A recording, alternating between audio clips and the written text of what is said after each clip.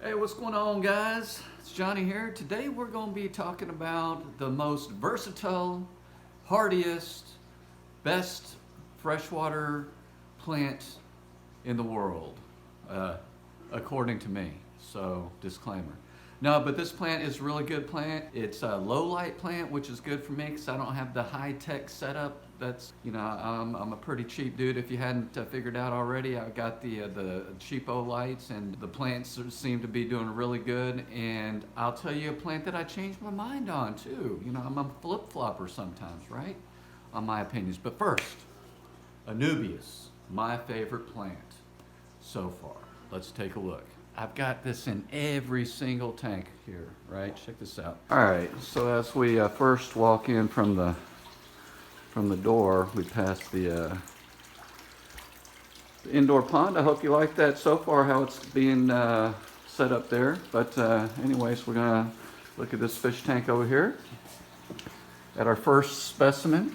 So all this is guppy grass here, which I like a lot, obviously with cool looking guppies and stuff. But focusing on the plant today, the Anubias, right? Anubias is growing well. Check this out. Look at that rhizome. The rhizome, all that means is that stem right there. See that? Boom. That has grown. I bought it when it was just like right there, and that has grown so much. The one drawback is it does take time to grow, but when it grows, you'll notice, because you'll see the lighter leaves. At first they come out lighter, and then they start turning green like that. So that's pretty cool. No particular reason why I have it in the cup. I was just gonna set it up. Well, this is the reason. Let's go look at this tank over here.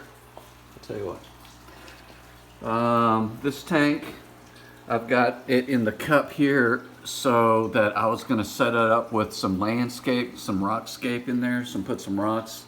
Redid this tank for the Christmas edition coming up soon. Keep an eye on that.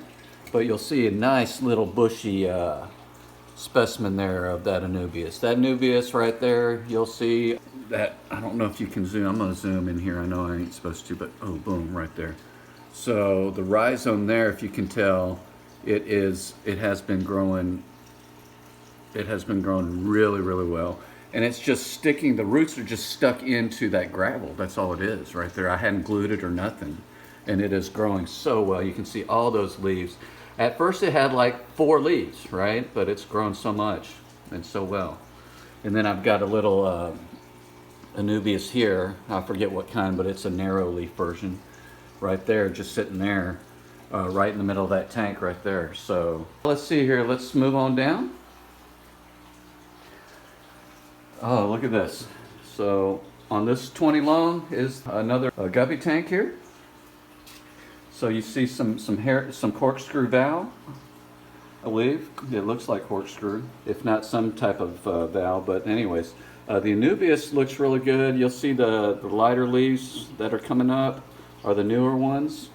And this one is doing really well. And it is attached. I super glued it. You'll see the rhizome, or the stem once again, is super glued. The roots are super glued, not the rhizome. The roots are super glued to this rock here.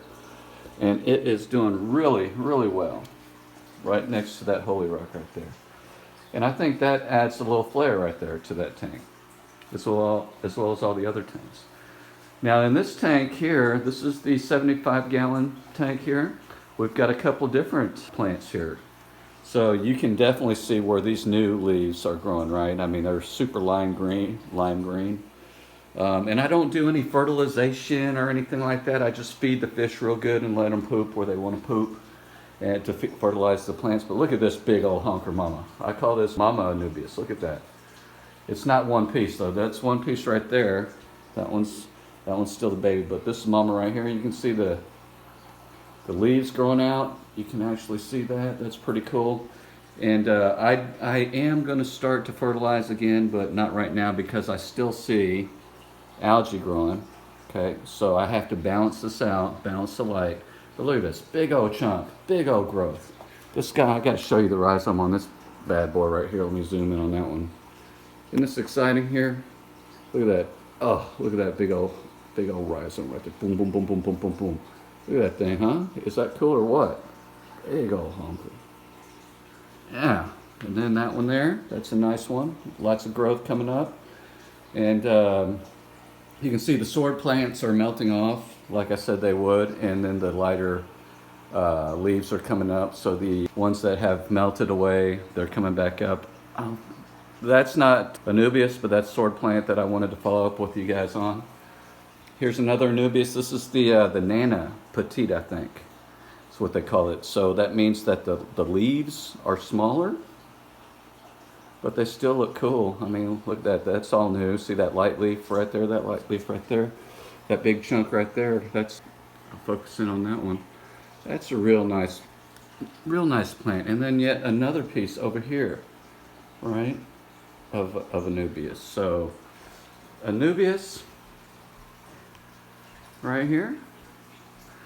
You can see 4 or 5 different specimens on that 75 gallon. We'll move over here to the 55, 60, is it 55 I believe, the shark tank. So you got the bala sharks over here, you got the cool frog. I need to do something about, you guys get bonus footage right here. That frog is just super cool. African claw frog. If you hadn't seen my video on African claw frog, I'll leave a link below. But rainbow sharks, some of them are doing all right, some of them aren't.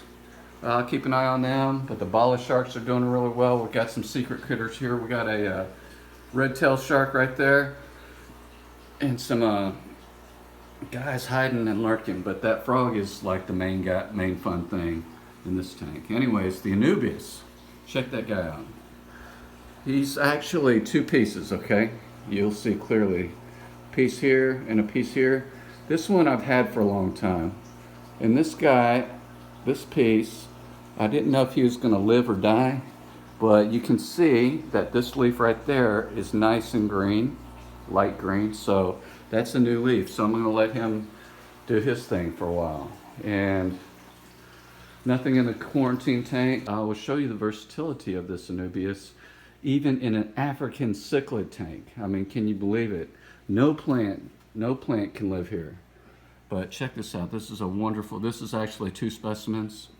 One here that's just stuck in a hole and the roots are coming down attaching, and another specimen there, same thing. You can see the roots coming down attaching, but it just makes so much of a difference in a, otherwise it would be kind of a non-colorful rocky landscape with African cichlids, because everyone knows Africans tear up all plants, except the Anubias is hanging in there tough. So that's all the tanks with the Anubias, and the plant that I flip-flopped on is the Java fern, right? The Java fern and Java moss. I really used to like them, but I can't, once I moved into this house, I can't get it to grow.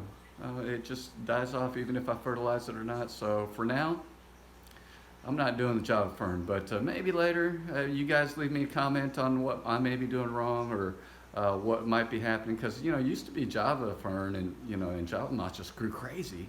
But maybe temperature's too high, I don't know. But anyways, Anubias, awesome. Give me a thumbs up if you like Anubias. Leave a comment with your best plant. I mean, Anubias, low light, hardy, don't need fertilizing, don't need aqua soil, don't need all that good stuff. What's your favorite plant?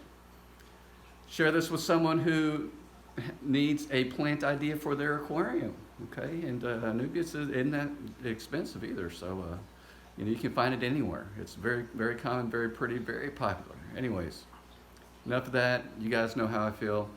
Thanks so much for watching. Really appreciate you guys. Like, comment, subscribe, and as always, happy fish keeping. Peace out.